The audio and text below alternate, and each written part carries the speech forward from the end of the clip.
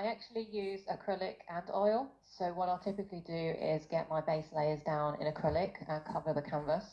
And then I will do details in acrylic, but I also like to use oil to build up a bit more of movement, texture, and start generating something a little bit more, hopefully magical in the painting. And then what I'll do is I will let that dry and then go back to acrylic to finish off some bits and pieces.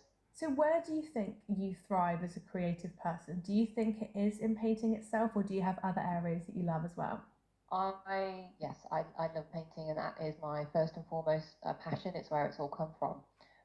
But I also do quite a few gifts, so hand painted gifts, um, so magnets, bookmarks, and particularly what has been popular recently, hand painted baubles, Oh, okay. Christmas baubles. Getting in So the yeah, Christmas they sell spirit. exactly. But saying that, they sell all year round, and it's been a really good in to shops and galleries and just reach more people that way. So, what is it like being an artist in Cornwall? Because I can imagine that can come with so many benefits, but also quite a few struggles.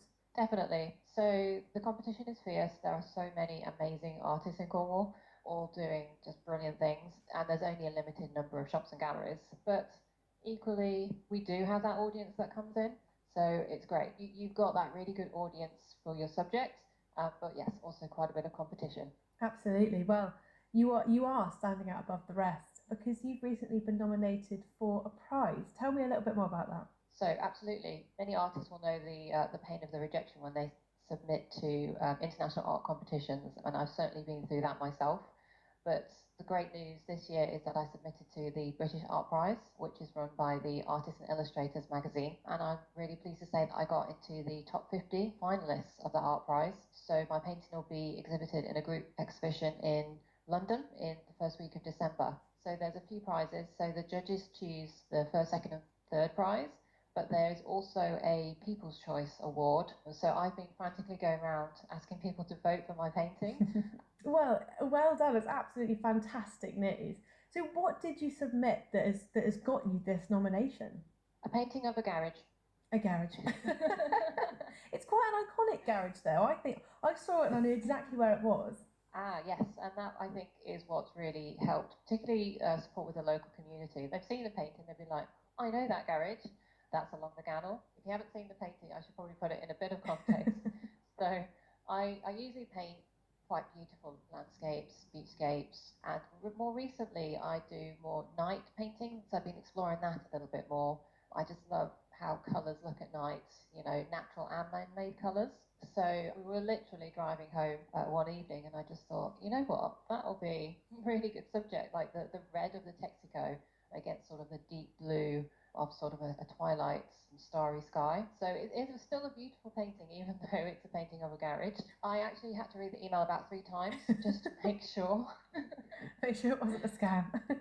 Well, exactly. It was like, because it said congratulations. So I was like, oh, yeah, really? But no, I read the email and yeah, jumping up and down. It was very exciting. Just to have made the top 50 and have that opportunity and exposure to be part of such a prestigious art competition is, I'm over the moon. It's brilliant. Oh, it's so lovely to hear. And what opportunities could be there for you if you were to win this, especially as, a local Cornish artist? Who knows? I mean, when you get exposure like that, you don't know who's watching or who's looking. So you don't know who's going to get in touch with you.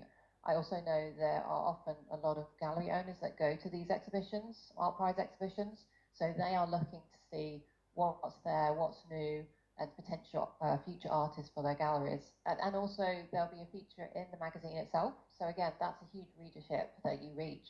It's like a snowball effect potentially. Well, we're hoping all the best for you and that this could possibly change your life. Every week on Upload, we like to ask everyone a different creative question to inspire other people to do a little bit of what you do.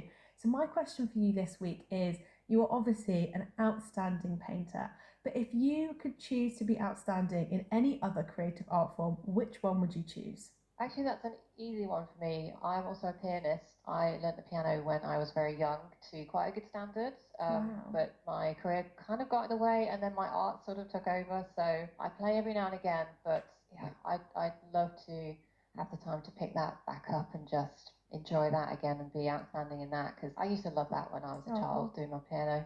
that's such a lovely answer. So, where can people go to vote for you to be the People's Choice for the British Art Prize?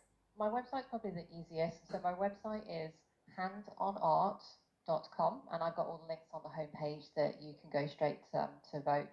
You only need to put your name in an email, so it's a really simple process to vote, which is great. And if you did want to follow me on social media, my handle is Cornish artist Diane Griffiths, and that's on Instagram or Facebook. And there's links on there as well.